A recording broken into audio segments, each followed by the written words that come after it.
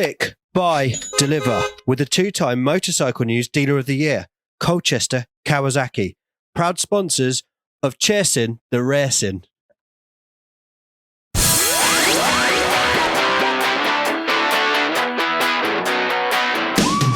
3, 2, 1, and welcome back to Chasing the Racing episode. I've lost what number. I think we're at 88. I think we're on, and we're joined by the world champions, the fastest duo around the TT course, and the hotly anticipated. You're damn right. You wouldn't believe how many people we've had asking. I'm nodding. We're on episode 88, and we'll get that many requests to get sidecar lads, get the Birchalls on. So we're really pleased to have you join us. Pleased to be here. Yeah, cool. Before we get going, you've got a bat in the cave, just hanging out the side there. Give that Why away. have you told him that? It's been there hours. Had that in the locker. I tell you what, we're slackening them off now, ladies and gentlemen. I'm telling you, you were gagging for that. I could see your eyes tearing over, just ready for this moment. So I love how you've waited until we started recording to let us know. you're gonna get sorted. Yep, you're totally clear. So the bats are out the cliff. Bat in the cave. Anyway, lads, how's it going? What do we call them? It's Gilbert, isn't it? One of them. Gilbert. No, it's a Giancarlo. Falappa. Right, you're gonna have to explain that one. I've never heard that one. Famous Italian superbike rider Giancarlo Falappa. Flapping bogey. I love this. You know, I've never people heard that. see this intellectual conversation that we always have on Chasing the Racing. It's all about bikes until now. There we go. This is brilliant. So, no, first of all, lads, thanks for coming on the show. If there's any Southerners listening, he actually had a bogey or a crow or whatever you'd like to call it hanging off his nose, just so you all know where we are. I've literally just had to drag Dom out of we're down at your workshop, and I think he was in his. I've never seen him as much in his element, looking at obviously all the kit and I take it, is that your day job, getting all the outfits ready? Yeah, it is. It's well, it is anyway to go racing, and then it turned into a day job as well to prepare other bikes for other people, or for customers, or for people that want sidecars. Do you regret that? Now, a lot of people.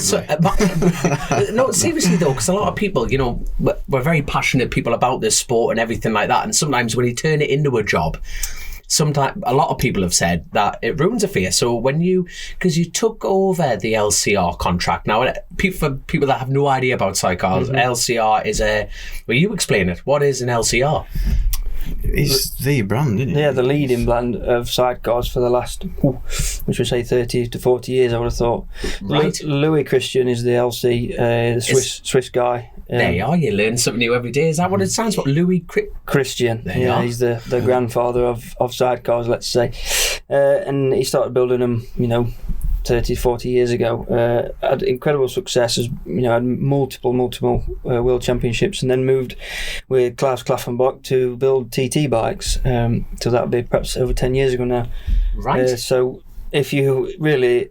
there's been some fantastic chassis builds over the years, too many to mention, but if you wanted to go racing, you would go and see Louis.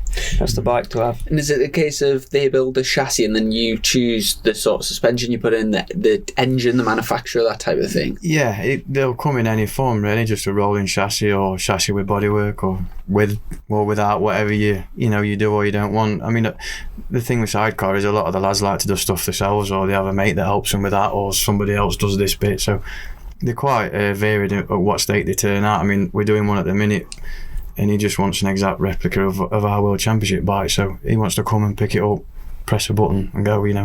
Whereas others will just say, "I only want the chassis. I don't want this bit, and I don't want that bit." And do you run are you a Honda 600? For TT, We use Hondas for TT. And yeah. what about the shorter, like the World Championships? We've used both. To success really, Yamaha or Honda. When we went, the rules went to 600cc. We started with a Honda because that's what we'd got, and then we used the rules for World Championship and British Championship are a stock basically, right, which helps with cost and everything else. Whereas TT you can tune them and get as much as you can out of them. Is it all 600s now, or does the F1 class still run? Yeah, it's all 600. Yeah, because I remember it wasn't even that long ago that F1 was quite a big thing, but the 600s have always just been at the TT. Yeah. And then they've just made 600s. What was the reason for that? 600s were brought in. It started with 350s. when we're back in. Do you know what a two-stroke is? Sadly, only in chainsaws, really. So there you go. And it was like a low-budget class, so the F2 class, let's say, was a cheaper version of an F1 bike, because the two-stroke Grand Prix bikes were very, very expensive, as you could imagine. And then when two-strokes became phased out, they moved on to 600s. So that's where that class came with the short bike, and that's what was always used at TT. And then they stopped the bigger CC class at TT in 89 or 90 or something, I think. I don't know, I wasn't born then.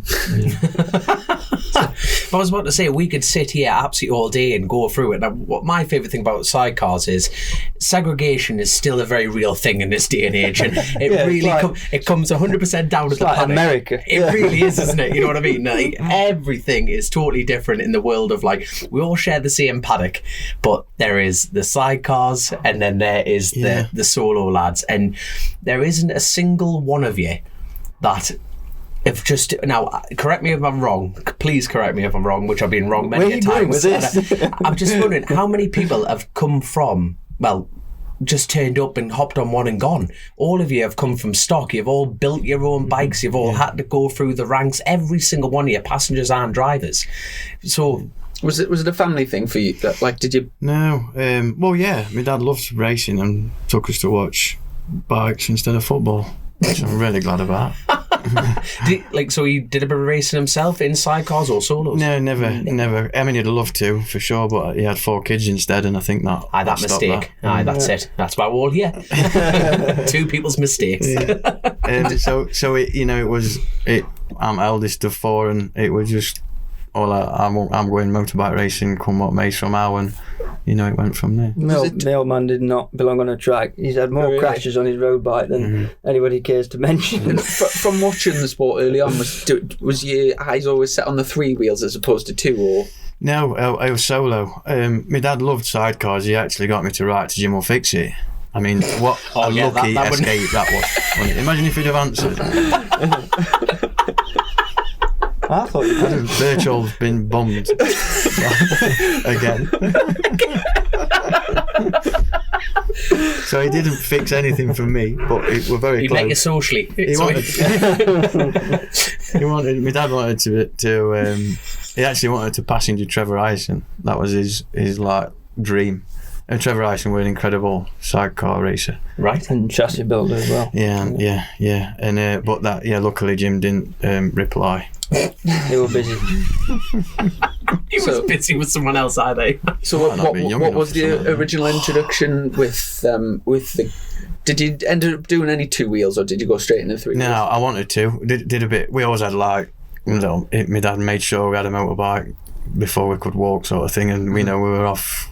Proper upbringing. Yeah. We were camping at TT, that was our holiday, so in a camp field, we had a little Honda Z50 and 3 of us fighting over whose turn it was. It were mega. Bloody hell. 2 weeks driving around. My dad crashed any bike that he bought for us like that as well. And injured himself quite badly as well.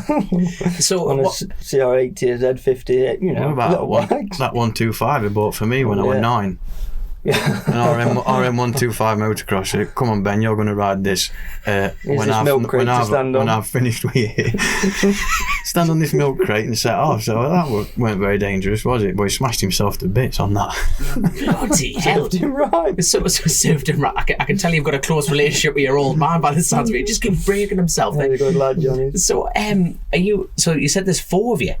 All brothers, or you got any sisters? All brothers. All brothers. There you go. So what are the other 2 doing then? We're not sure about him yet. One's debatable. He claims to be a bloke. Closet.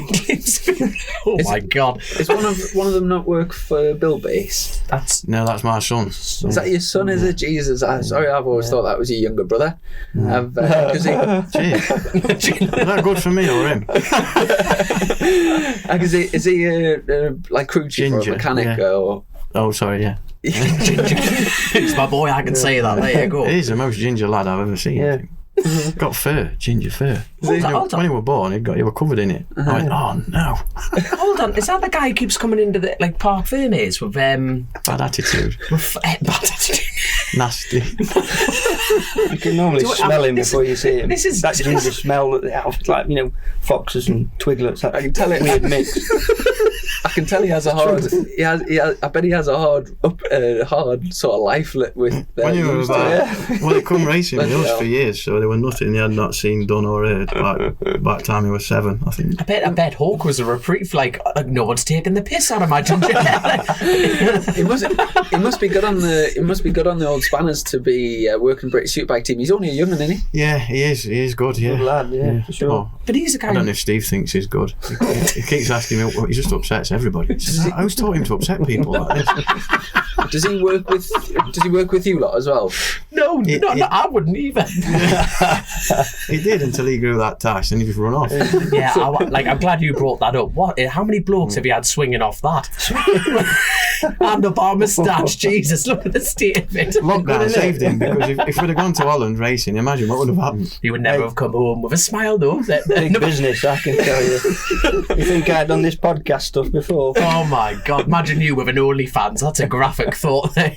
Look into it, mate. No, mate, I have not got the stomach for that. I'm telling you that. Pays the bills and then some. See, let's go back to the segregation. This is why there's a different paddock for these lads. I'm telling you. What, for the moustache? For the moustaches. Yeah, and this needs its own paddock. Needs its own area. It's like honestly, it's like a car crash. I can't take my eyes off it. It's like full on, like It's working. it's steady away. Jesus. When we pull up at BSB this year and Gareth sees that, he'll go, no. Where you parking now? Did you lose a bet or something? Or what? No, it's all my own work. Well, I said in an interview before, work's been slow with sidecar job. We're not, nobody racing and whatnot. So took to fixing sinks and, bing bong. From my toolbox, that kind of thing. Can you fix that? No, but I'll fix that. So do you know your other two brothers? Leaking. Your other two brothers, are they? Is that a wet patch? Are they into racing and that? Or Yeah, Oh, wow, yeah. bikes, yeah. what do they do? They just crap at it. They like watching it. Do they race or just just no. watch? I No, would one's a failed motocross racer and one's a failed sidecar passenger. Right. Okay, hold on. I bet these lads are actually really shit hard good, and you're like just like In comparison to you. I was about to say that. I bet they're haters for that. Imagine. Sorry, Imagine how many people say, Birchall, how do you? No. Yeah, are you one of them? Are you their brother? I bet they're just have you won a TT? No. I bet they're just listening to the TT radio, and the Birchalls take the 10th victory with a new lap record, and they're like, bastards. But I've just thought there'll be people watching this that I haven't a clue who we are. yeah, I've never met you, so obviously we've got Ben, who's the driver, and Tom, who's the passenger. No, wrong way round. What's that? It's the wrong way round, you idiot. Hey, No, it's not. tash like this. I've got all the handlebars, pal. Now, what's the age gap between you two? Oh, here, got hit them with 2 the years. A long time. 2 years plus. Was it like the about 9 years? Is it 10. 10 years? And exactly. so I presume you got into racing first, and then kind of at a later date you joined. Were you already an established sidecar driver, and then did you join the party type of thing? Yeah. No, well, Established or, Dangerous. loose. Are you the youngest then? Yeah. So it skipped a couple of generations then, so it went good, skip, good. Yeah. Did you try out the other brothers and they weren't up to it, so you got young in? I feel like we should actually do some homework on these other two brothers. I bet they're like 6'5" and like bounces or something like that. The other two had their own ideas, He got to me, just when I was sort of, what shall I do with my life? This way. We'll do this. Oh, all right then. There we are. So He didn't take much pushing into it. Yeah. I think he knew. I was a passenger before I drove, so he used to come with me when I was all right. So, passenger. yeah. On British Championship stuff, yeah. so what age were you when you first got a sidecar? 18. 18. Oh, right. When he first passengered, maybe 18. Yeah. Yeah. And then what about driving? My old man took me to, watch him. I went with him in his caravan. I love with him and his missus, a bit of an eye opener. At 8 years old. Watch me. Watch this. This is how you passenger. So you hang off it. Yeah. One leg in the air, that's it. and then I had all handles Left. round bed, right? how old were you when you joined? So when you first started pasturing? I still wear my leathers. Yeah, just got an old link from. only that Right, bit. come of on, leather. focus. 15, just wear masks. but I didn't start with Ben then. Sean Ride, Kyle's dad. He were a sidecar driver years before with his brother Dean, and then he had a break, and then went and bought a 350 and just sorted to get me a license basically, and obviously had a bit of an itch to scratch, so he wanted to do it, and I jumped on with him, and yeah, there we went, and we got a couple of wins and had a mega time, great. And then Ben were in British Championship then, and we did a few sneaky practice days here and there where he'd do a test day, and his normal passenger Jamie, he'd have a wristband on, and then they'd come in to change a tyre or whatever, and I'd get a wristband on, tape it on, and then off we'd go. Bear in mind the size difference between me and Jamie Wynn were like 3 foot. Yeah, Jamie's a big bloke and I was just a small boy, you know what I mean? Massive helmet on, my helmet were wider than my shoulders. Looked like an helmet with legs. Yeah. Hey, that tall lad's working hard. Look at all that weight he's lost. Yeah. Look at that. He's proper working hard, that lad. And then when I was 16 we could have a proper licence, so then we went British Championship racing. Imagine if someone listened to this and stripped all your titles away from you for right now. How bitter would you be? Eddie Nelson will be like, oh, right. There mustn't be that many people that get into the sport around that sort of age. What do you know, like say if anyone's listening now and they're kind of like 15, 16 and they're wanting to maybe have a bash to see if they say as a passenger, what's the sort of how can they get in? Like what's the sort of entry points to the sport? You need a tash like this. It's 16. All right, there you You go. need a love caravan like he had. Bit of mental scarring, bit of therapy bills. There you go. Ford Escort van. And a complete disregard it's very for much safety. very much like a sort of like once you're in the sport, you're very much sort of in that little community, but it is quite a closed off small community, isn't it? I suppose it it is, appear but that way. They're just once you're in it, you enjoy it, and so they keep doing it, and it's not. It's not actually like that though, is it? Like I see it on Facebook or something like that. Folks will say, "Oh, I'm trying to get into racing. Where do I go?" And really, it's just be in the paddock, or get yourself out there. I want to have a go at this. Anybody looking? Because nobody's going to go, "Fuck, get lost." No way. People do want young kids to have a crack at it. Mm-hmm. So with the ACU, to get a solo license now, you have to attend race seminars and you have to do an on-track assessment now, which is just like essentially just make sure you hit the apex. It's a very basic, simple process. Is that the same for solo drivers now? Yeah, it's same. Solo drivers, sidecar drivers. Yeah, it's same for sidecar drivers. I'm not sure about passengers. I think you can just walk. Don't quote me on it. I think you can just walk into it, but a driver, I think you have got to have an assessment. We did one of them once. Because I've got my sidecar, because I've got my solo license. I just rang up Michelle and said, "Could I have that added on?" Which was no problem. But in theory, you don't have. That's a good question. That could you just walk into it? As a passenger, I think you have so. to ring up the ACU obviously and say, "Look, I want to get my passenger license." But I'm surprised you don't have to do. I think you've got to do a classroom bit. I think you've got to do the flags and which is good, isn't it? Yeah, which is good because I know you're not in control of the bars in the machine, but still, it's when I see red flag, because he can't, he's colourblind, so I have to give him a. Are you actually colourblind? No, say, look, that's it. Races stop. You've got to stop now. Takes a bit of doing. Stuart Higgs gave me a bollocking for that, didn't he? Really? Oh, I don't deserve it. I couldn't see it, didn't see it. Mm-hmm. The sun was... The first I knew that the session was over was there an ambulance reversing onto the track as I'm coming out of Dingle Dell flat out. You're joking. No.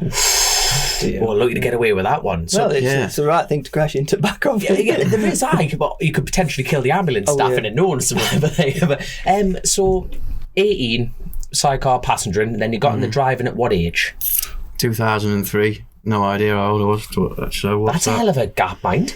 Yeah, I passengered for 5 years. We're the same guy. We're Dave Holden from Great Harwood near Blackburn. Fantastic time, fantastic bloke, driver, mentor. Taught me to smoke, drink, swear. Good lad. And genuinely, sounds like that's what this modern age need, a good mentor like that. It were good times. It were real good time. Hard racing. We'd do British Championship. Sean Egerty was probably our main rival at that time, and then like Tim Reeves or Tom Hanks would come back from Grand Prix stuff, and they'd do some British stuff, and we'd all have good racing, good crack. But we drove Dave drove a short chassis with a 2-stroke with a 500 2-stroke in it, and then them guys were on longer chassis with 4 strokes and some 2-strokes still at that time. So it was good crack, real good. Do you know, good fun. I was just going to ask about, do you know your kit for racing? Do you just get away with normal leathers, or do you have special sidecar? They're different cut, really. Different, more stretchy and stuff. Yeah. And you're RST at the moment, aren't you? Same as us lads. But you used to be AM. Yeah, they're based up near us in Barnard Castle. Right. We both used to get leathers from AM. Steve at AM. Oh, Steve, what a character! Do you know? So I used to get AM leathers. About a thumb ring, that always puts. I used to get my leathers done at Steve's. Stop, young'un. And so, do you know? You would go into, you would go down into his office and you would sort of design your colours, and you would say, you've obviously got your big sponsors and then your smaller sponsors and stuff. So you would say, right, I need like my big sponsor here and like main positions here, and then a bit of product sponsorship on your arms and stuff, and I would get all my leathers sorted, and then I would turn up 6 weeks later to try them on, and he would have like my main sponsor like down here, and like he would have someone that was giving us like nothing like up at the top, and I would go, oh Steve, like everything's changed around. He'd go, oh yeah, it's I just thought it would look better like that or something. I'm like, oh no, like I thought it only was that he did that. No. And I remember there was a lad, who was it? Philip, I think it was Philip Wakefield or someone. And obviously for the southern lads, it's a long way. Even for you lads, it's quite a long way to travel to get measured up.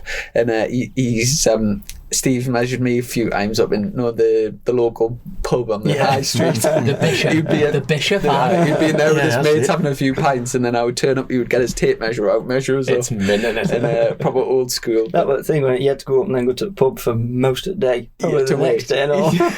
But I tell you what, good set of leathers, handmade, and what makes him brilliant at his job though, he doesn't really like motorcycles, and that's why I think he's brilliant at his job. Right, the only things he loves in life are cigarettes, coffee, and his dog. That is the only thing. And if you talk about he doesn't half pilot away. I reckon was he an ex-miner or something? He just absolutely rakes this stuff back. He's a hell of a lad. Top 125 racer, weren't he? Shut up! Now I did not know that. Yeah. Really? Yeah. The things you learn. Right. Do you know how RST just brought out the airbag suits? Do you airbags? They were talking about it, but they were a bit scared that it'll go off halfway down, so we'll be straight. Yeah. I was about to say, because the actual nature of the... With you jumping around the back as well. Yeah. Mm-hmm. Trying to crash it every other corner. Bloody, like a bacon tray, isn't it, though? The vibrations you lads must go... Because a sidecar... It must be unreal, mind. It must be like a £40,000 bacon tray. It really is, yeah, and the rest, after the VAT. But is that the cost of the 40 grand, the kit? No, a rolling chassis that's average about 28-30 for a short bike, and then you can put 10 on that for a long bike, and then the engine on top, engine, exhaust, wiring, motor. So you'll say to turn up the TT, main race of the year, that the total value to build that, do you call it a bike or an outfit? A bike. To build that bike from scratch, what sort of cheddar are you looking at? 50, 55. Yeah. So second-hand market, so how much would a decent second-hand bike be, roughly? For people who wanted to get into this. If you could spend... To get into it, I think if you could spend 10,000, you'd get something that you could ride around on. If you could spend 20, you'd have a good bike that'd get you through your club racing and nip into British Championship, Because when as far as the scene's concerned, you touched on it, British and GP. How many clubs are active within sidecars? Because I know the North East Club, they tend to, every time we go to a round, it's a round of British Championship. So you seem to leapfrog between different clubs. Yeah, the short, let's say the short bike, which is like a TT spec bike. That's an F2, is it? Yeah, right. Their British Championship runs at multiple club rounds, so they'll be with North East or Bempsey or wherever, and obviously that makes up their championship. The long bike championship, which is also 600cc, that runs alongside BSB, but you can also bring a short bike to that as well if you want. Right. But that, now, when you're talking about advantages and disadvantages of that, what's the benefits of the longer bike to the shorter bike? They're faster. They're probably 2 seconds, 3 seconds. Yeah, 2 to 3. Yeah. And the same 600 engine. Same engine, but different configuration, different chassis configuration. It's centre upsteered. It's longer. It's got a lot bigger contact patch with the. Bloody hell! But 2 seconds is a huge in this sport. Massive. That is huge. Do you know, obviously, like, say if we wanted a bit of extra practice, we can just book on, you know, track days and stuff. Where Yeah, that's the tough trouble, thing yeah. really with sidecar. That nobody takes them, or maybe they wouldn't be enough probably turn up to fill a session. So financially, it's not viable. years ago, they did used to just mix it, didn't they? Imagine being on track day. I tell you, you couldn't just grab us a drink from. Oh, go on. We've just had, do you know Rich Energy, the sponsor, like the team and everything at the moment? They just sent us a load of cans down for the Don't want for the Little podcast. plug there, little plug. No. Hey, a freebie's a freebie. Have you had any yet? No. No, draw on. They're full of vodka. Why not? Full of vodka. Crack on. I haven't got vodka in. Crack on. There you go. Look at that. Now, So did you lads go like straight into the road racing side of things as well, or did No. it take you a while to sort of build into that? Well, that was Dave, weren't it? Really, Yeah, Dave it's a Alden, nice Ben story, started really. it. Yeah. well, it's a long interview, so how are they? We were already. We were already doing. You corporate slag, yeah. I love it. I get it all stuck in his tash. You should see him drink some milk. But Oh my god. So anyway, here we're diversing here. So 18, you had 5 years. At that point, between it all, at what point did you want to start driving, or was that always the ambition when you first saw a sidecar? I was.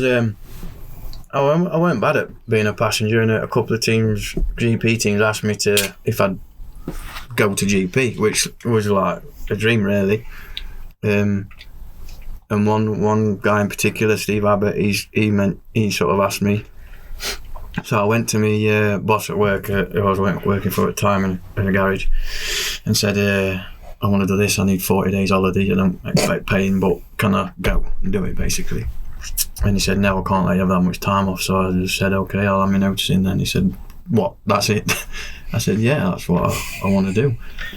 And he said, well, I thought you wanted to drive on yourself, or because he knew what I was up to, you know.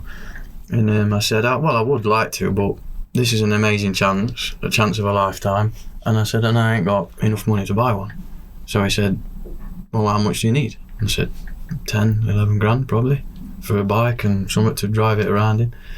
And he said, well, stay here, I'll give you half, you find half, and away you go. So I went home and went to see the bank manager, said, I'm building an extension on my house, I need 5 or 6 grand, and away we went. It's a good thing the bank manager doesn't come round and check. Where's this bloody extension? It's ran about this long, 3 wheels. It's in that out transit house. That's exactly it. There you go. So that was how my driving started, and so I suppose my main drive and my main ambition was to get back to GP, because I'd sort of give that up, let's say. Yeah. My chance to do that as a passenger, so that's all I wanted to do, was to drive in GP sidecar. And TT was sort of off my radar because it was a different bike, and because I'd gone the GP bike route, let's say, I couldn't really afford what I needed for that, let alone another bike to do TT. So that was on back burner, and then we'd been we were world champions in 2009.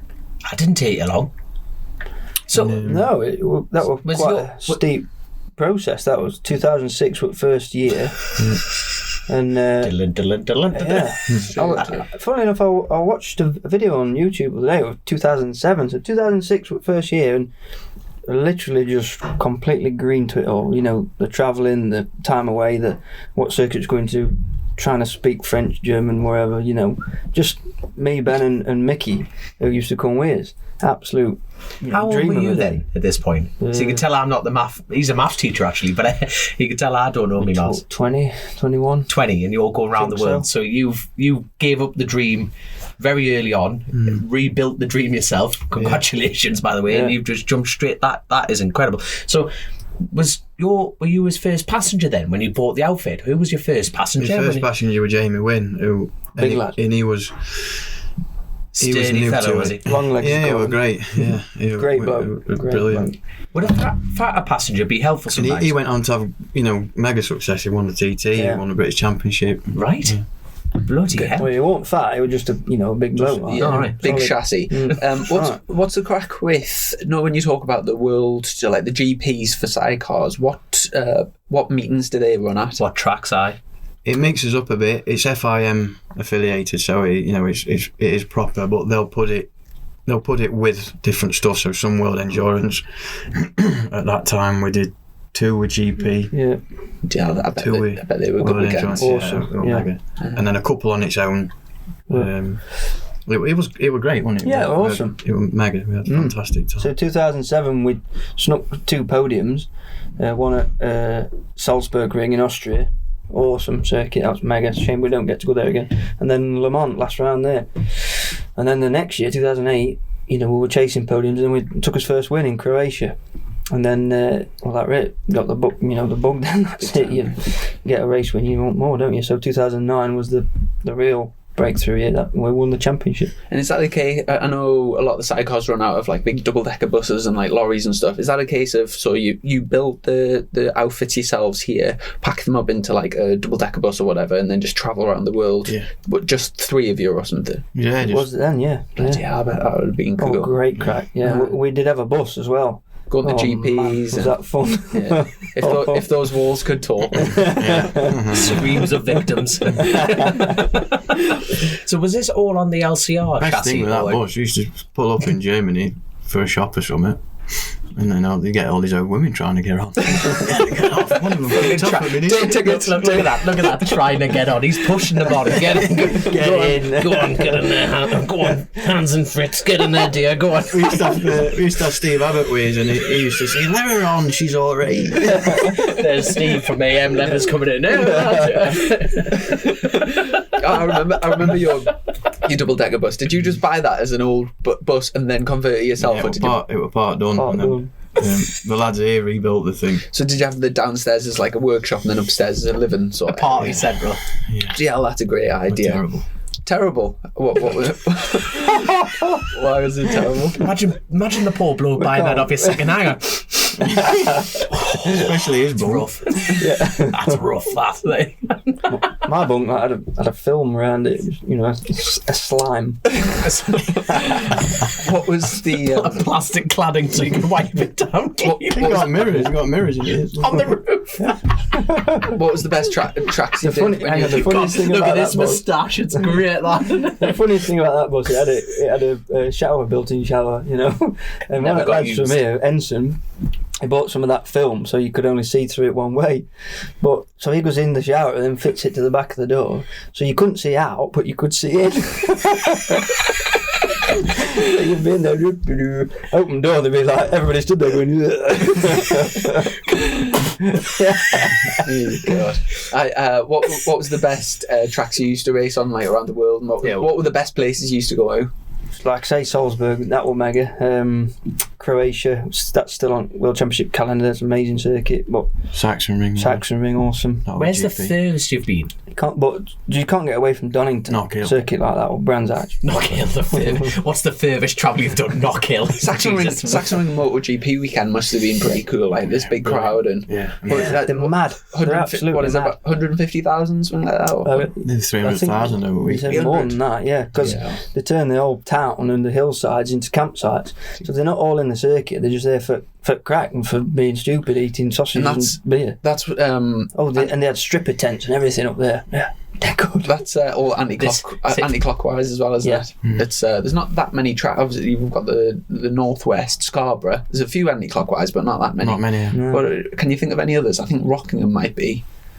Any others that you can think of? No. There's not that many, is there? No. I'm sure there's a. It'll come to us. I'm sure there's one more in the UK. In the UK? Northwest Bit boring, Scarborough. innit? Yeah. I was just talking about stripper tents. There's a few. Anti-clockwise. Riveting, We're yeah. left-handers, isn't it? Anti-climax. Everybody's just switched off. Wait, just give him 10 minutes. there's a track in America. Cotter. Circuit of That's America. it. The Circuit of America. That's anti-clockwise as well. Still going on about We it. don't.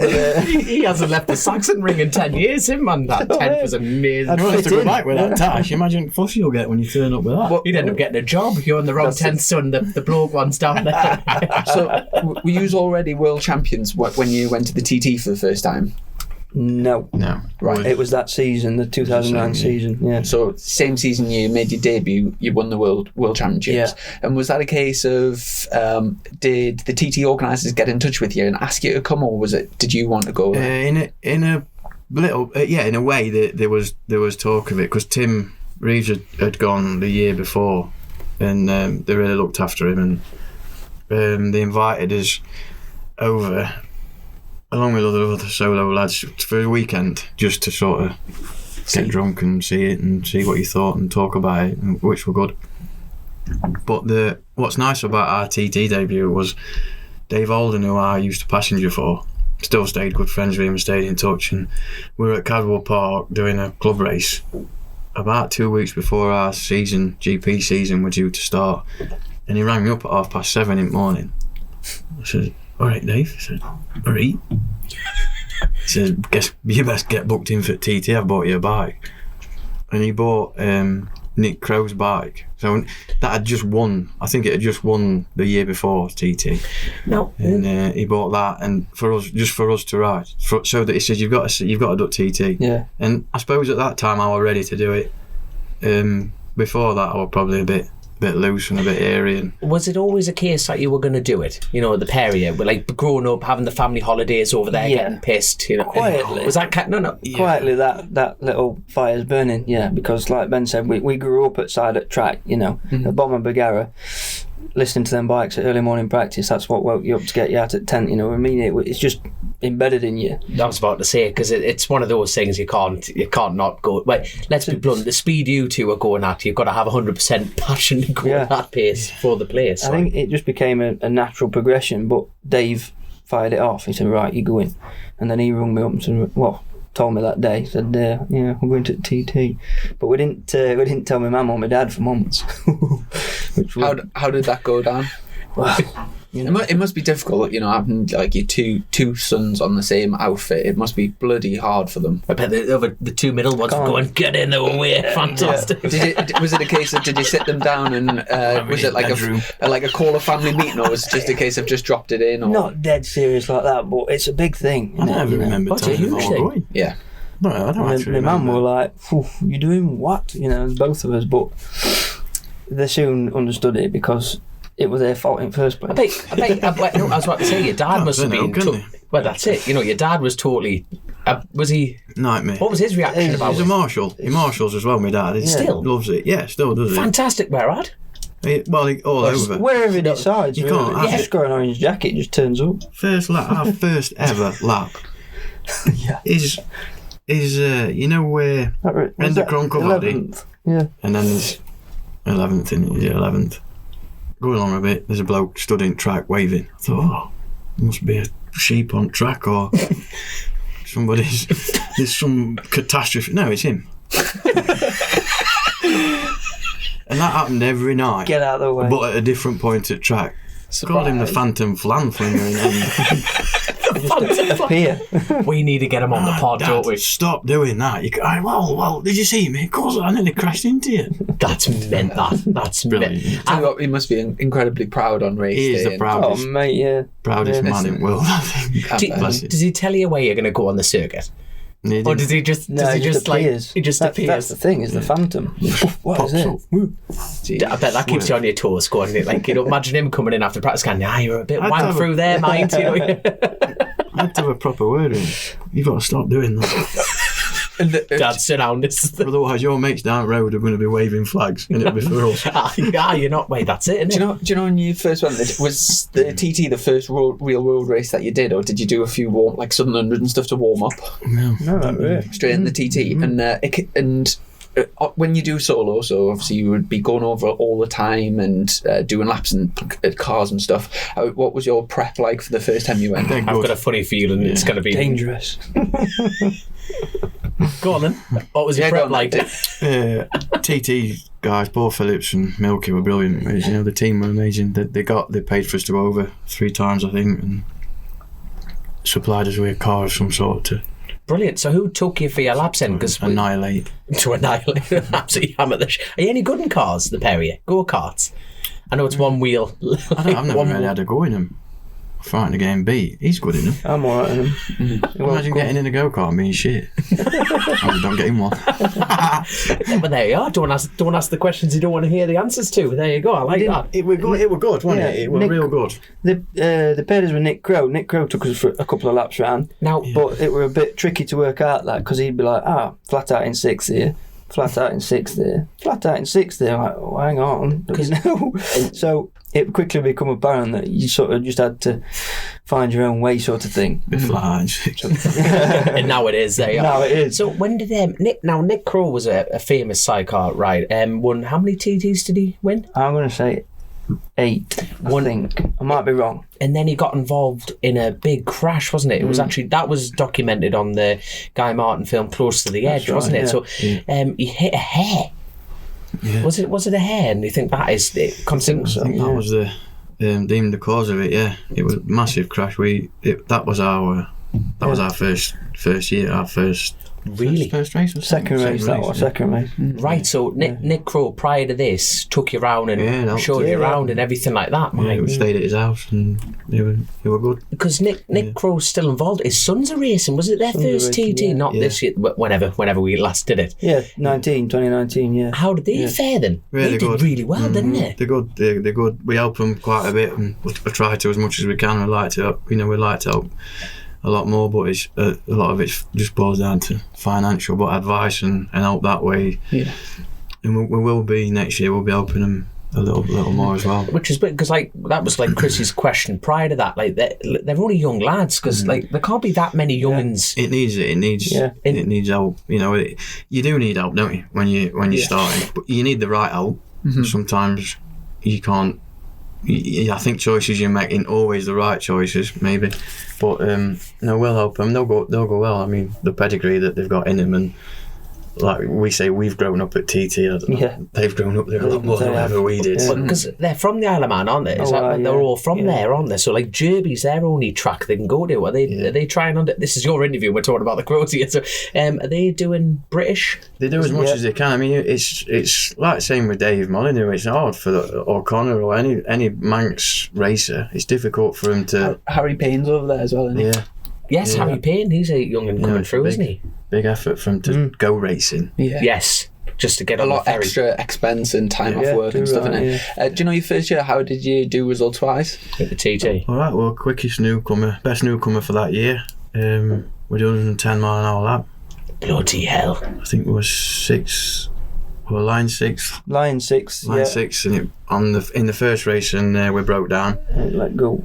And then second race, obviously Nick had his crash, and then that race didn't happen, did it? No, they stopped it, got red flagged, and we were one up bikes through there. I think we were number 8 on road. I think it might turn in, made us number 6 on road because I think there were only 6 starters. Anyway, we came through that crash site and it were like a plane had crashed. Never seen anything like that. Remember this to this day. Because it was real. Where was that on the circuit? That crash? Just before Belaf Bridge. Yeah, so full speed, them right and kinks. 16th, like in between. I don't know exactly. But there's a kink like on a 600, Chrissy. There's just like a little crest and it's like it's totally blind, like a really steep banking on the right hand side. 600, you're flat stick, so you two will be absolutely stretched the wires as well, and it just opens up with a little bit of a crest, but you're going into a pub. It's the Raven pub at the end of that straight. So was it halfway down or it was further back when before it started braking? So that's fast. Flat chat. You two had quite a big crash. Was it your second year you went when you got airlifted? No. Second or third year was it? It was quite early on. Third year. Yeah. First year with Claffy. Was that the Black Dub one? No. No, that was another one. Where was that big one where you got airlifted? Where was that? Got airlifted both times. Yeah. The first one. I've been in helicopter twice. I have. I mean, not once of me. That's it. My God. Like them. So you've crashed a Black Dub. Yeah, that were. That's the one that everybody knows. That's the one that's on the. Was that the on-board videos one? Another one were a better crash. First one were a better crash. Yeah. Where was the first crash? Where was it? Straight off at the side. Yeah. You joke. Is that on footage anyway? Proper Dukes of Hazzard. That was. Woof. What, okay, right. At what point in the right? Jesus wept. Yeah. So at what point did you think here comes it, and you're literally you're a passenger on a passenger situation? It's like whoop, and you're like, what's going on? Why are they going off a cliff? To build it up, we did 2009, then 2010. I couldn't pull for it, so just get a bike and get here somehow. And I couldn't get a bike. I said, no, I'm not coming on any old bike. I've got to come to race. So we missed a year.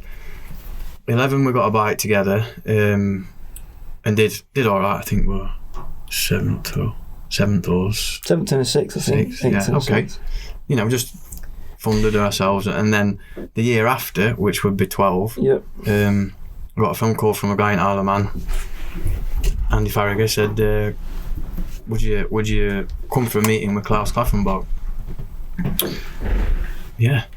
And then so it resulted in us riding for him. So we were like, it's unheard of in sidecars. We were sort of worked riders, brand new bike, brand new leathers, brand new everything, and away we go. And you know, and Klaus team manager, which was brilliant. But it were a lot of pressure straight on.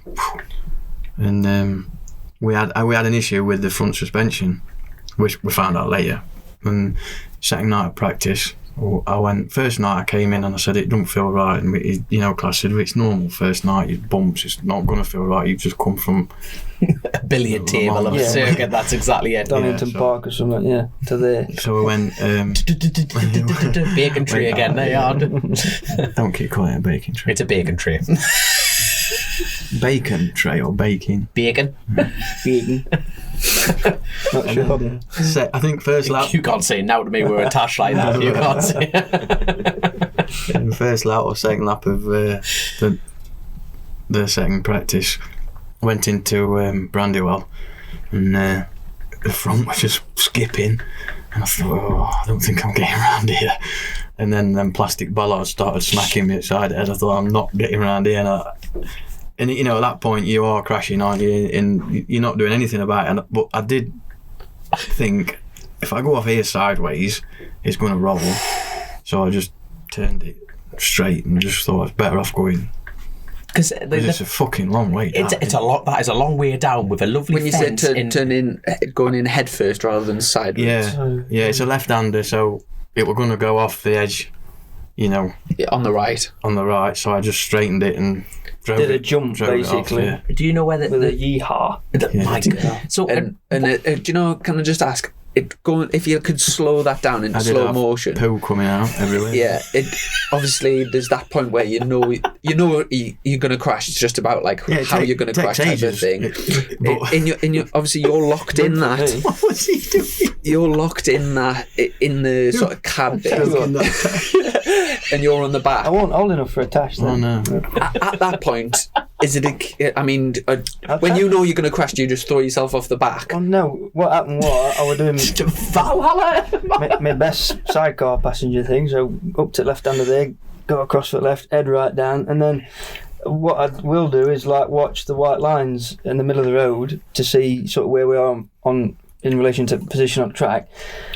Well, they came across a lot sooner than what I thought they should, so I thought that's not right. So as I looked up, then bollards are going douche, douche, douche, douche, and then that was it. Like, what have you done? And the next thing, we're like, that's it. Because I get smoke and stones and sheep everywhere. It was awesome. Big jump. We cleared a sheep fence, but it like. They were like a kicker to the edge of the road. They'd done some road works there. Lucky it was a brick wall previously. And they just got rid of that and done this nice takeoff ramp for us. So we hit that and it like had a kicker, so like the platform like hit me up the backside and just flicked me off the back. So I was doing that while I've seen that footage. There is footage of that. There was some dodgy footage. I'd like to see it again actually. That was fun. I remember that was on a these montage videos they put together. Right. Was that you two? That went a long way down. Yeah. It didn't turn. It just went and sort of landed. It was just like Dukes of Hazzard. Yeah. And what were your injuries from that? I cut my knee. I couldn't find him. Really? So you got up and walked. I thought, I'm dead. You know, well, that's it. And then I was just sat in some heather, mossy. Everything moves. And then I thought, where's Tom? was he all right? And I couldn't find him, so I was staggering about shouting him, and he was stuck in this sheep fence. Holy crap! So you actually got out. That's the thing for me. Like my passenger, I like the idea. You would never do it. I like the idea of potentially stepping off the machine at any point. When you're driving, your body's over the engine, the airbox, everything. Your arms are in on a drop bar situation. Your legs are totally far back. You've got all your weight on your knees, and how much would you say is showing off your back?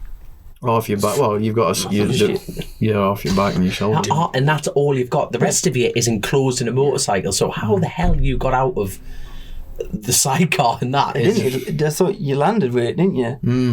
Yeah, I landed it and then it stopped and sort of Jesus, like an aeroplane. People often talk about the passenger being like the braver of the two, if you like, for being for putting your, and they would be right for to putting think your that. faith in somebody else. But how then many times have it? if it does go wrong, you would surely much rather be a passenger to not, like what Don was saying. When it does go wrong, the driver is like properly enclosed in. I'd rather be in a Volvo, but so do you? And also on crash is a crash, innit? on that topic, Volvo driver. on that topic of being like how sort of ballsy you both are, does one take more risks than the other one's comfortable with, or are you sort of willing them to take more risks? It's not that. One of us is anti-clockwise and one of us is clockwise. Keep poking each other to do more stupid things, and then you that's mid. start racing sidecars. So is it? Do you just sort of back his decision and you take like as many risks as you would say solo, and then you I just keep shoving until he says, "What are you doing?" Have you ever had any proper, like, when you've got back to the have you ever had some proper cross moments with each other, or Not really, do we? Not like, oh, this is ridiculous, what's going on. There's been the odd, what do you think about that? It was all right, but like every team you're functional. But I could just imagine Christmas at your house. I would pay a king's ransom to have Christmas at your house. It'll be. I just deny everything anyway. Oh, here's a good question then.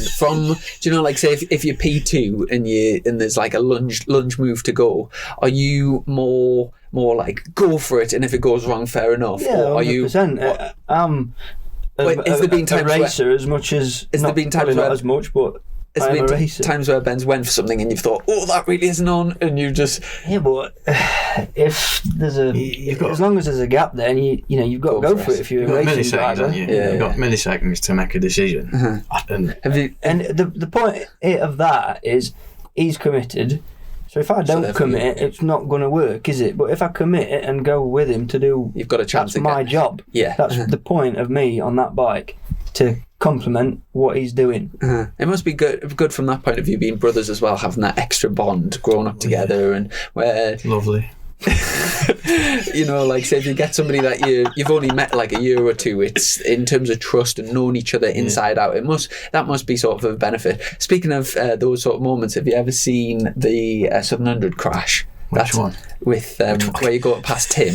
I've not seen that. Have you never watched that? Of course, he's seen on YouTube.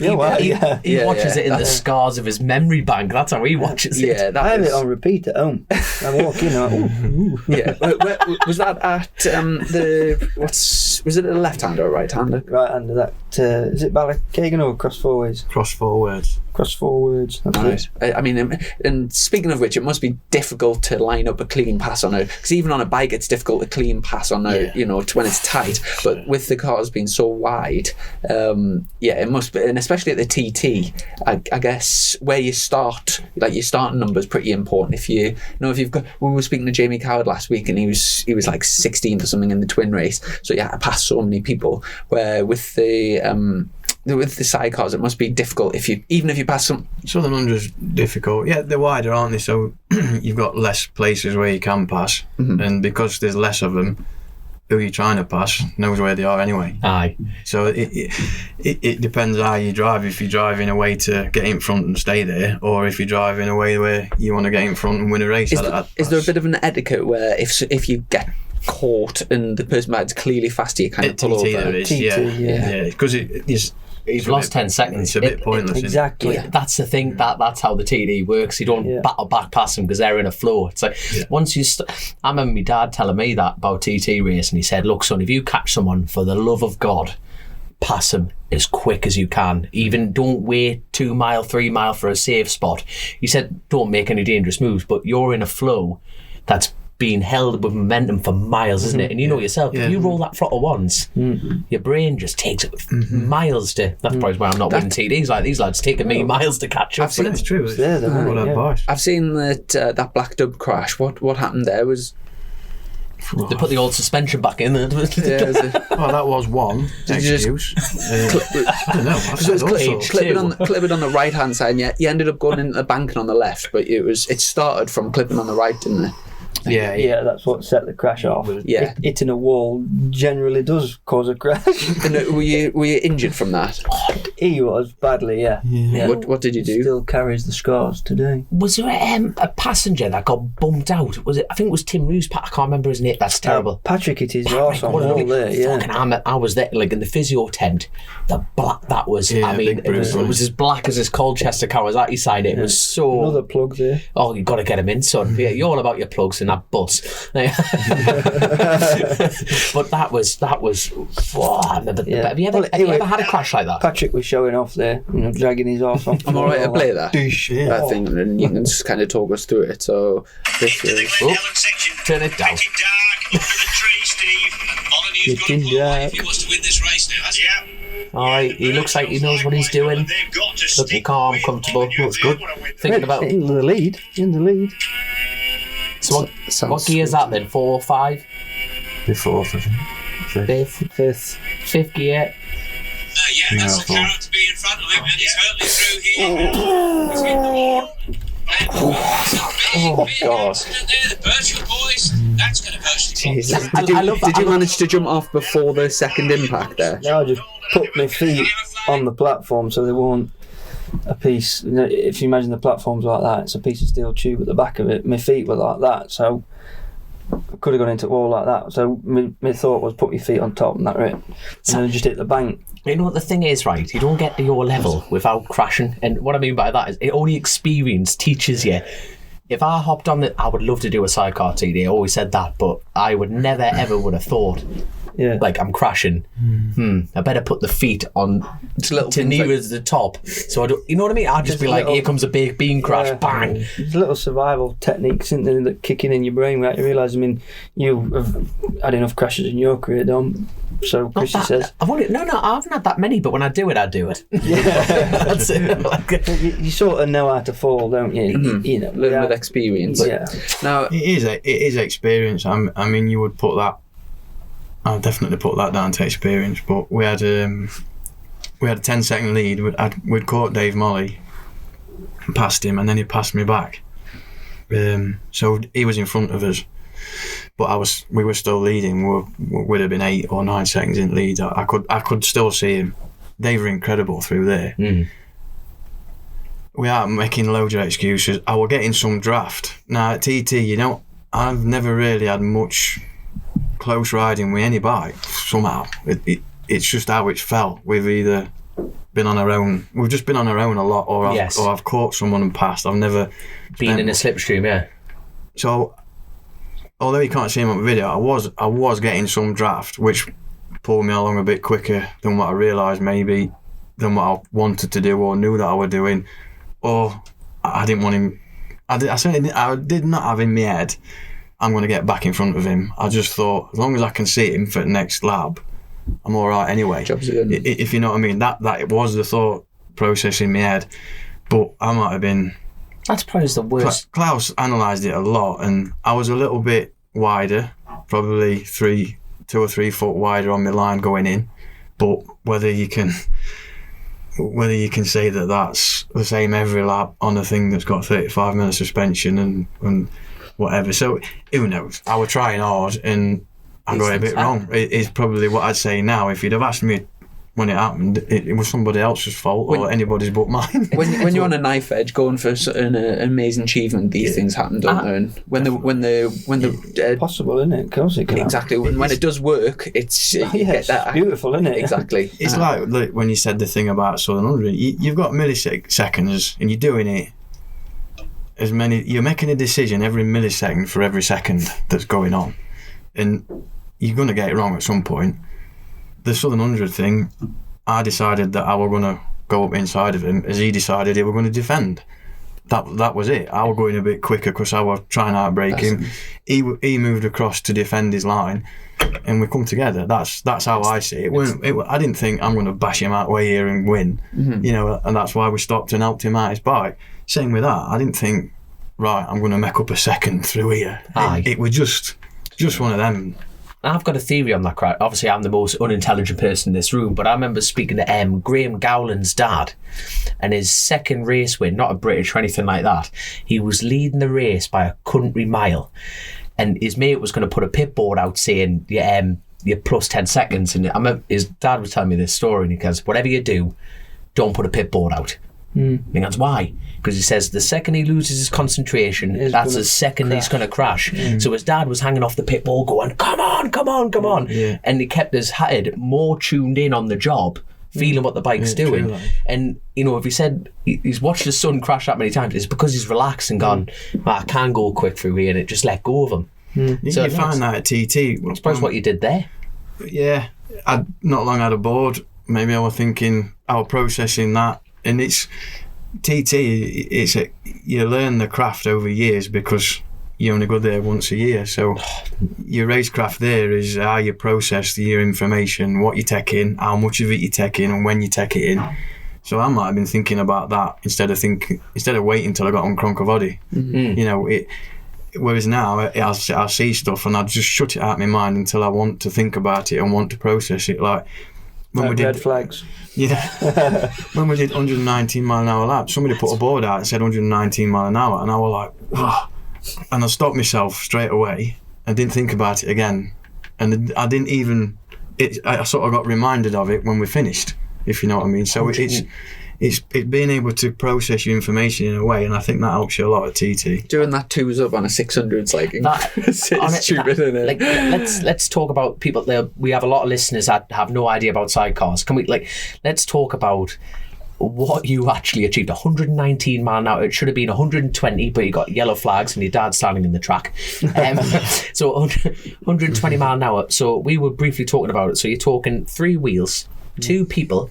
How much you do 3 laps without stopping. So when you set off down the road, how many litres do you have? As near as damn it 40 litres, let's say. 40 litres. So that's imagine 2 jerry cans, 2 lots of people, and a 600, which is actually designed to carry 1 person. The Japanese lads built it to carry 2 sets of wheels and 1 person. That is absolutely phenomenal lap speed, because I'm doing over 120 mile an hour on a super twin by myself. Anything it relates to an Honda Goldwing with both of us on there. The weight and the power ratio is the same as an Honda Goldwing. So 120 mile an hour on a Goldwing. You wouldn't do it, would you? Radio one. So who are your biggest grips? So who grips? AC/DC player with your moustache.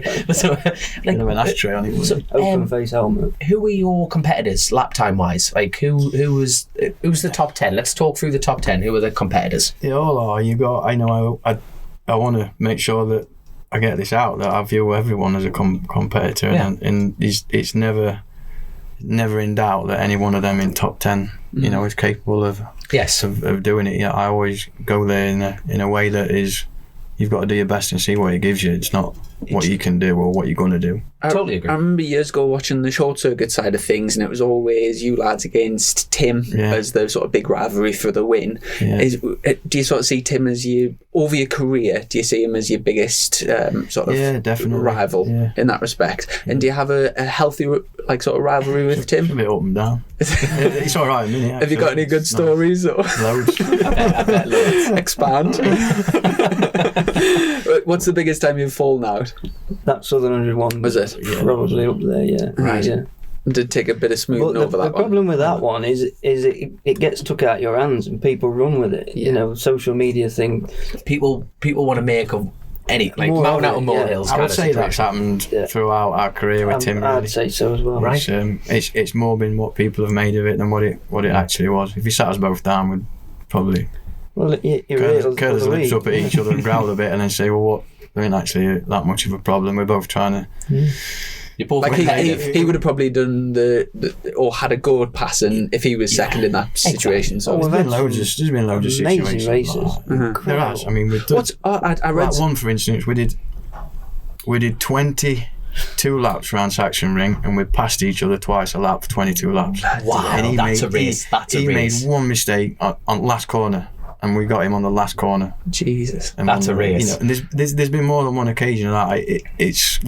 We've pushed each other through our careers more and more and more. You know. I read something years ago. Did you not want to pull out from the World Championships because of some one of the main reasons being like something to do with dangerous driving from Tim? It got took out of context. Yeah, just went blown up out of our hands and written for us in other ways, but. There's been ups and downs. I'd say some you're proud of, some you're not. But end of the day, I think people have enjoyed watching us. That's the main. If it was all nicey, do you know? I used to absolutely love watching. I don't watch. I never used to watch that much racing years ago when I was actually at the tracks. But when it was you and Tim, when you were both like, you know, you never knew who had it each weekend. Yeah. And all my family and my little sister was only like 3 or 4 at the time. Wasn't interested in any of the superbikes or anything, but loved the sidecars. You never hear. It's nice to hear that. Well, like in 2018, the World Championship went down. You know, took a couple of points. We snuck it, and the year after, it was his turn. You know, these things happen, can't they? You see, without it, it's crap, well, isn't it? rubbish, If all nicey, yeah. the thing is that competitive edge just needs to be. It's I keep quoting him. It's all a game. Give me the name. Oh, Jeff Crust. Jeff Crust. That is. I can't remember his name, but what he said is definitely engraved. It is a full-on Biaggi. It is all a game, and without your players, it's. Now, I've got a question for you on the back of a TT lap. If you sort of watch all the straight, you're obviously tucking in for the aerodynamics, and then just as you get to a corner, you pop your head up and jump off either side. Are you watching? Obviously, you mentioned the road markings as a thing. Do you remember like gear changes and stuff? Like what do you use as references of where you are on the course? When he shits himself, he smells it. Yeah, definitely. Record. Engine know where the bike is on the road. I can feel that. What gear is in. I can see his left foot, which is braking foot, so I can see when he's sort of priming pedal, that kind of thing. Or counting. I used to count, but all of a sudden 3 seconds turns into 2. So if he's going a bit quicker, so that can soon cause you trouble. Mm-hmm. But as you lay there, a little look left, and I can see tree lines, walls, lampposts, whatever you can see, and I pick markers out and then act accordingly. Someone once told us if the passenger pops the head up, you lose 500 RPM. Is that about right? Yeah. So, like say on a long straight, if you popped your head up, it would be costing me a lot of time. Cost me 700. Wind blowing through it. I don't wear an open face helmet. Mate, I'm not being funny, right? I've barely got 2 pennies to rub together, but I will give you my last English £10 if you go around in a bin lid helmet with a cigarette with that flavour seat. There's a lad who went to Scarborough to watch this year, and there was a lad racing. Bill Swallow. He just had one of those with his big beard. Bill Swallow, wouldn't it? Speaking of Scarborough, that has got to be the most horrible, great track, but it's got to be horrible on the sidecar. You're talking about the Southern being tight. It's like the M6 in some bits. Southern. Scarborough. Yeah. It is, honestly, when you go down that home straight, you're just like, isn't it? Yeah. It's like, no, honestly, like Southern 100, the home stretch. You feel like you get, I remember going down there with 6 bikes in a line. Going, bloody hell, there's loads of room. Then you get out of the back at Irongate, it thins out. But Oliver's Mount is... It's a bypass. It's called a bypass. It's a Manx version of a bypass. There we are. It actually is. So, but Scarborough... It's very narrow. But what a great atmosphere, what a great little circuit. It's a proper gem, innit? It won't on our radar again until properly this year. We had a guest appearance there, 2015. and it was mega. It felt great to do, but Is that the first time you've been there? things roll on, Shut up, And this man. year it become the right thing to do, so we went and had a go, and it was mega. Really enjoyed it, but you're right, it is so narrow. Can't pass. Yeah, but It's for just two outfits, unreal. well, you've seen us, like me and Mike Norbury are mounting the grass trying to pass each other on bloody solo bicycle things, never mind two cars. There's a little bit of etiquette there, we quickly come to learn. There's 3 or 4 places to pass, and it's sort of like, I am here, and then all right, okay, you're there. Yeah. Well, what's on the cards for this year? Looking at obviously the TT's been cancelled. Have you got any plans to race this year? Yeah, we have. Yeah, we'll shortly be making an announcement, really about the context of the plans. But basically, we're going to come and do BSB. We'll not do World Championship. Right. If we get enough budget together, we'll perhaps do it on wild card. But really keen to have a go at BSB. We've never done a full British Championship because we've always done some Worlds and flitted here and backwards and forwards. So I'm really looking forward to that, and it needs good support. It's an incredible thing what Roger Body and his team have done for sidecars there, and thanks to Stuart Higgs for taking it on and bringing it up and making it what it is. It's great. So we're going to do that, and I think it's just the terrible situation that we're all in. Travel will be a bit tricky, and it'd be nice we've got such loyal sponsors that have stuck with us with that, through all this. It'd be nice for them to be able to come and go racing and see us. Yes, of course. Everybody wants to go racing, whether they're involved watching, doing it.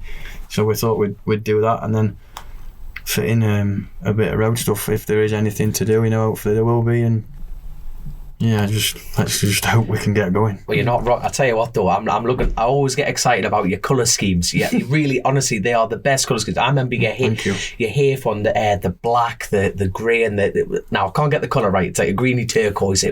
They were the best outfits. Oh, Beautiful. That was white and red one for me. Yeah. Rachel's white and red one. And I've just thought Heath, you share a sponsor, don't you? Yeah, so Heath help us out a little bit and help you lads, and then because this is the opportunity to plug your sponsors. So you got Mitchell, we're in a Mitchell's yard, aren't we? So it's Andy Mitchell has just he's been incredible since we started. Basically, my dad came up to see him and asked if he'd help with some diesel, and he kindly said yes, and it just went from strength to strength, and it's 15 years now, I think, that he's been with us. Brilliant. Brilliant. And, we were just talking about the other day, people like that behind the scenes are what make the it sport. happen. They make it happen because we wanted to go World Championship racing, and there's no way we could afford a diesel to do it. All these costs that people don't perhaps think about, and he was well up for that and set us off on the right course. And then it just went on. Yeah, he stepped up. It weren't just it's a lot more than diesel that he brings to it. And his son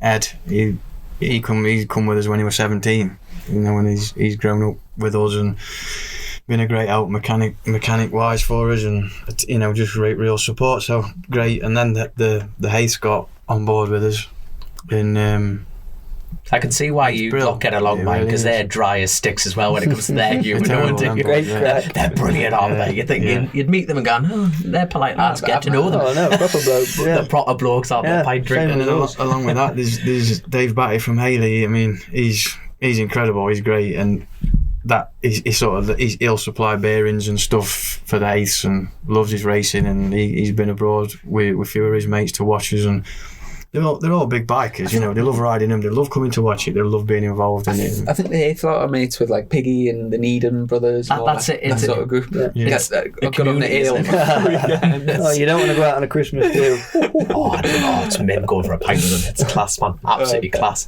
I tell you what, we've got a few questions. Yeah, I'll get them on if you just 2 seconds. We're on it's called a Patreon page. It's kind of like a social media, and there's a few questions. I'll just get them up on here. What's that? Social what? So, What's social? Saying that, Are you social? Are you on? I know you're on Instagram, so I'll be messaging you. But are you both on that type of Facebook, Instagram? Yeah, Ben's on Instagram as well, and then there's a LCR UK page as well. You can follow the. Yeah, because just plug away. Is that at LCR? LCAR_UK, I think. And those are the chassis that you hand make here. Yeah, that's just a... Spot on. So when did you take the LCR project on as a family? You know, when did that actually trade hands? We wanted a new TT bike. For 16, yeah. Yeah. Oh no, for 15.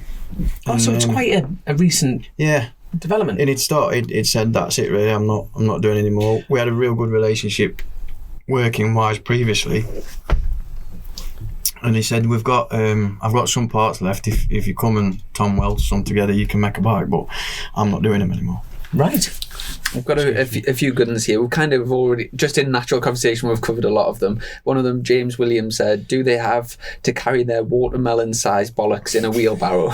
Yes. we've kind of covered That's an that infection, one. but that's a different... I want tablets for that. Paul Watterson, my question, do either of them feel that if one of them was to retire or venture into something else, that the other one would stop too? I wish it Yeah, would. if your OnlyFans takes off and you have to pack it, I'm gone. That's a good question, that though. Yeah, it is. Yeah. It is, yeah. Have you? Tricky one. I've got no plans to retire, and I know he ain't. So we're okay as we are. But personally, no, I wouldn't want to go sidecar racing with anybody else. I do other stuff, Yeah. but I wouldn't want to be somebody else's passenger. I'd say same, yeah. There we are. They say Paul mentioned. Have you ever been to Billy Clelland's welding classes on the Isle of Man? Yeah. That's Paul's uncle. Is that a sidecar thing or? Billy, yeah, he's well, Andy Farragher's father-in-law. Yeah. What a bloke.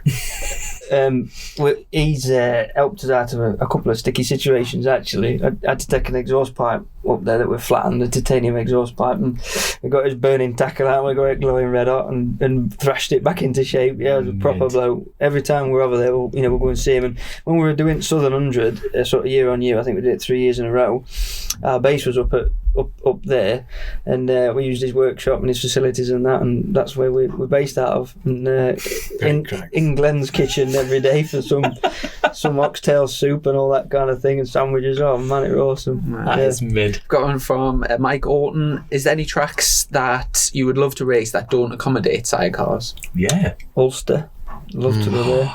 They had ulcers there They did, moons and moons ago, Yeah, but there was long a big crash, wasn't there?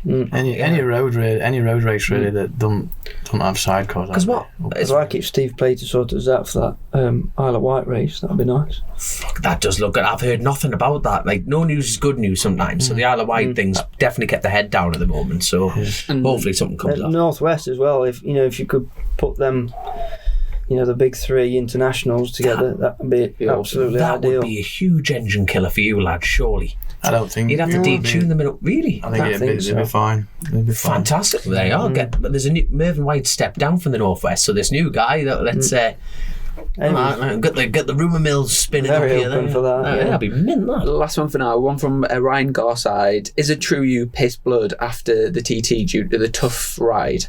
Of course he's going to say yes. He's a bloke, isn't he? Which one would win in a charity boxing fight if you? Who'd win in a fight then? Well, we'd have to Is the piss blood thing? Is that true? it has happened before, yeah, but that's probably not being conditioned to it properly. Another but not infection. now. Not now. Some more tablets. Only if Ben fancies riding into Blackdoe at the side of Blackdoe. That normally helps it a lot. And I presume you've never had a proper fight. No. If he's had I've found some spanners about it in workshop and whatnot. I've done a bit of that, but I wouldn't. Yeah. If you had a charity boxing match, who do you reckon would? It'd be for charity, wouldn't it? I'd be running, I think. It just raises some money, that one. I've got a bad hand, don't I? I can't do with that. I won't get a glove on. We've talked about it on the pod a few times. Imagine when the whole situation dies down in that, we have like a full-on charity match, like draw a name out of a hat. I think it would be, imagine the Villa Marina when the presentations were proper presentations, get a boxing ring in the middle. People would pay out the arse to go and watch that. I'd pick Big Crowy. I would not. It wouldn't be a very entertaining fight, would it? It would just be dead. Running around the ring. That's it. What's left? Obviously, you know, 10 times TT winner. I think. Tom, you're the most successful passenger in TT history, and I think there's only Dave Molyneux that's ahead as a driver. How many wins has Dave had? It's got 16, I think. So you've got a bit of catching up to do. I take it, obviously, that would be. But don't hang up your boots yet, son. saying COVID's that, helping me out with that job, isn't it? at the moment, It's helping him out. nobody looks like they're going to touch you at the moment. The last ICAR TT race. You need the look on your side. You need, like you say. So much. It's a different approach over there. Like Ben was saying earlier on, there's so much to account for, and of course you go in there to race the circuit and yourselves, and put the last TT race you did. What? How many seconds did you win it by? I don't know. If it's half a second, it's enough, isn't it? But it's one of the it's great to hear the humble side of it, but it just is.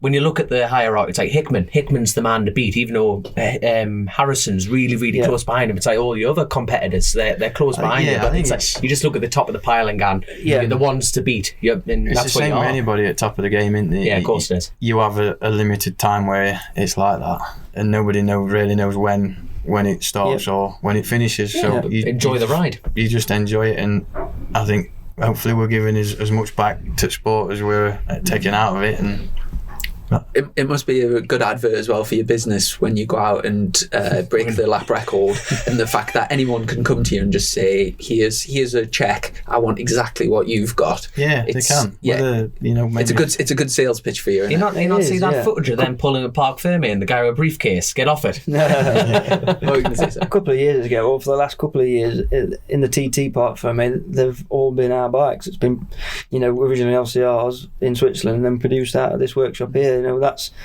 a great advertisement. Louis did a Facebook post a couple of years ago now and just said, look what we've achieved over these years, and that's great. It's a real heartwarming thing. And in the British Championship, we've had 2 British Championships in the last 2 years, so it's great. We love it, and it's a good advert. Yeah. And it's great to see, because like what I call hair gel wankers is pretty little princesses that just turn up and ride like him, really. Actually, just turns up, there's a team, off you go, and just make sure your hair's right and you got your teeth bleached, whatever.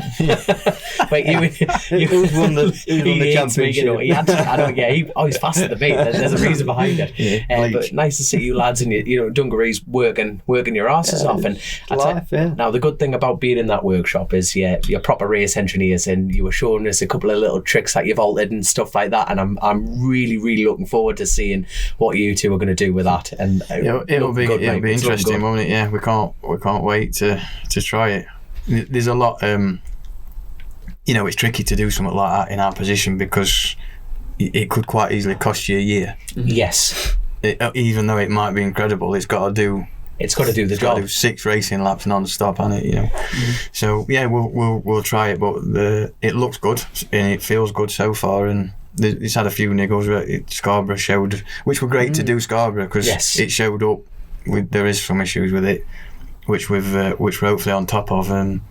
But there's been a lot of people involved in that. I can't say enough about Bill Ryde, who is Carl Ryde's grandfather, Sean Ryde's dad.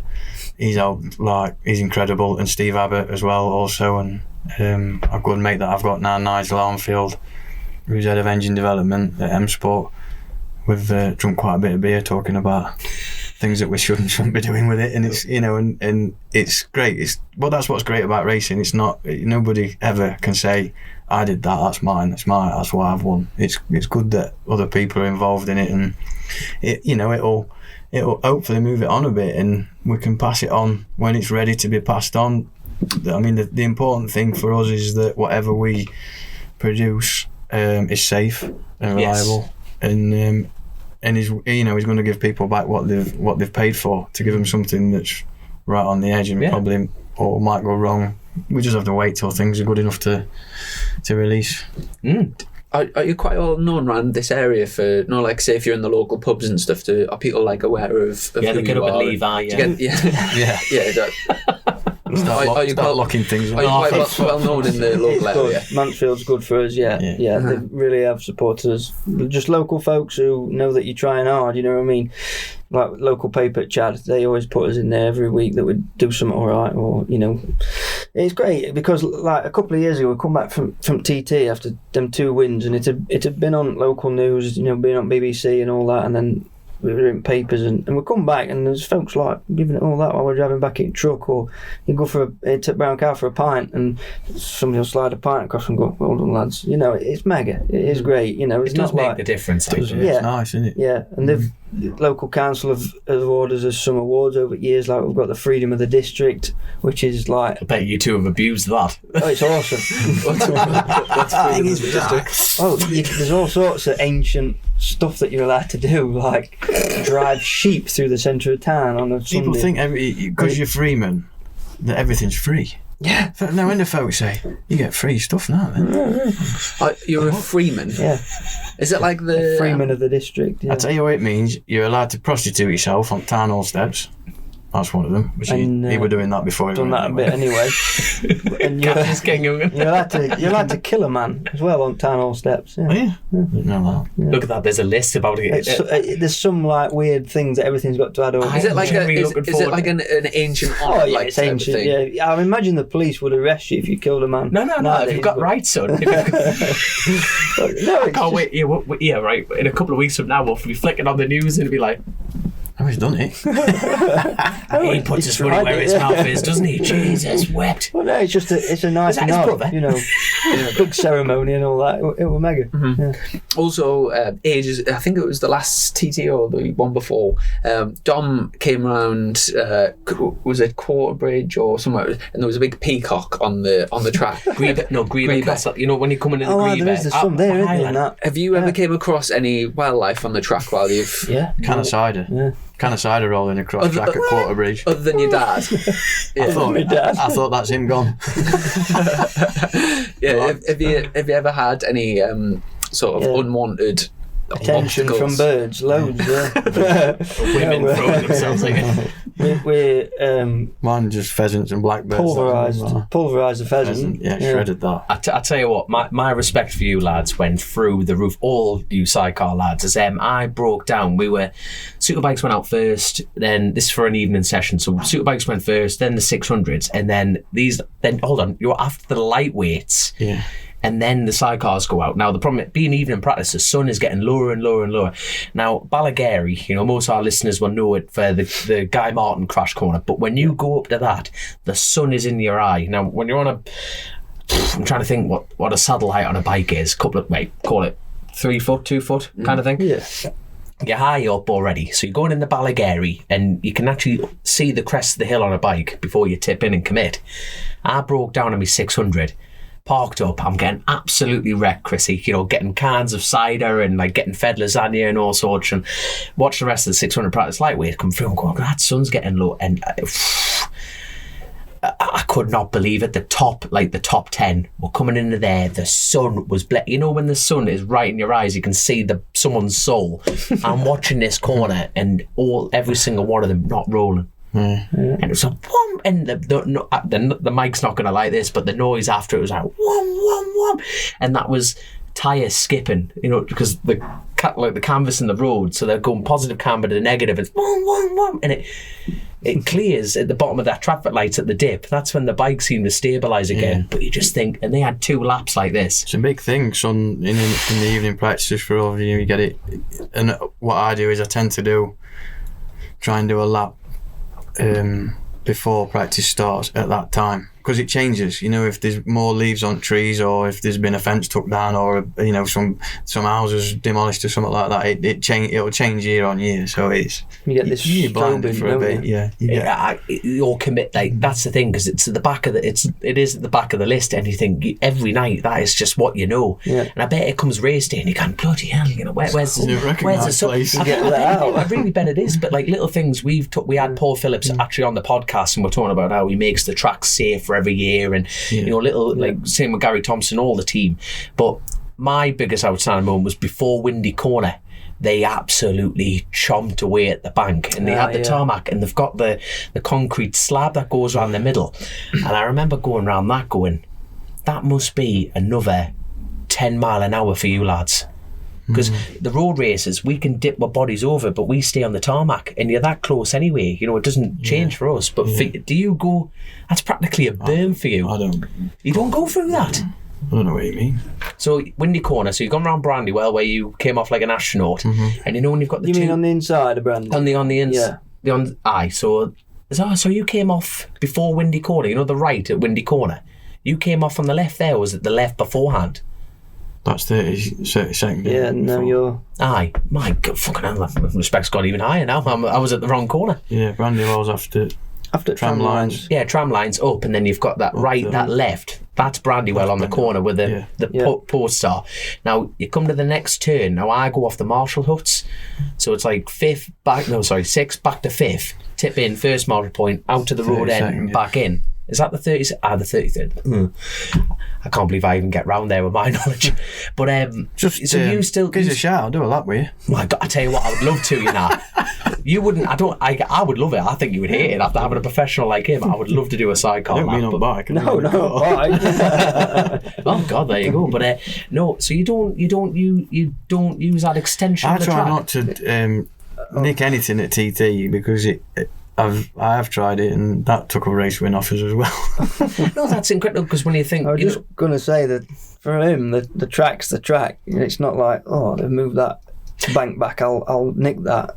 Which is interesting. That is interesting because when you quite think, what do you say? A sort of traditionalist in that respect. You know, it's all right rubbing your elbows in bank, but there might be a rock there that you didn't expect to be there. The kind of cider, that's it. No, just when you from a non-sidecar person, you think, well, you've added literally feet to for room for your bacon tree. Well, perhaps we'll look into it. Look into it. I know this 125's next now, so there we go.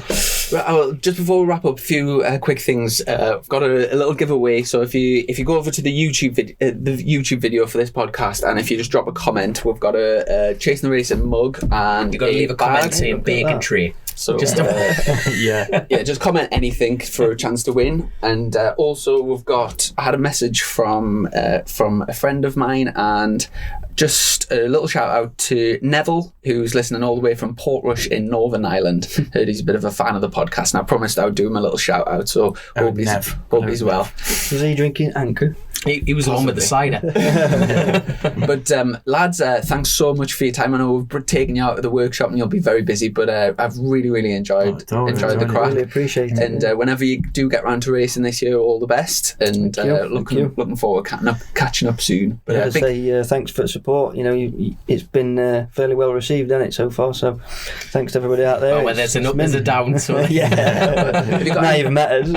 Have you got anything? Obviously, you mentioned your social medias. Do you do any merchandise? Or have you got anything to sort of advertise or plug? Buy an LCR. Yeah. We sell sidecars.